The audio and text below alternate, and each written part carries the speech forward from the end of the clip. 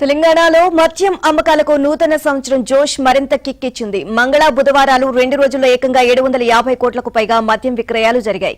December నెలలో మొత్తం మీద 5,102 కోట్ల రూపాయల విలువైన మద్యం అమ్మకాలు జరిగాయి. డిసెంబర్ నెలకు సంబంధించి రాష్ట్ర ఎక్సైజ్ శాఖ చరిత్రలో అమ్మకాలు ఆదాయం ఇదే అత్యధికం.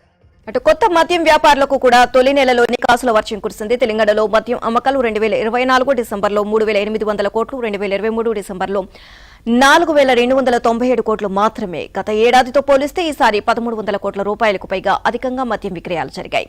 భారీగా మద్యం విక్రయాలు ఉండవచ్చు అని అంచనా వేసిన ఎక్సైజ్ శాఖ స్టాక్ సరఫరాలో ఎలాంటి ఇబ్బందులు లేకుండా ముందస్తు చర్యలు చేపట్టింది.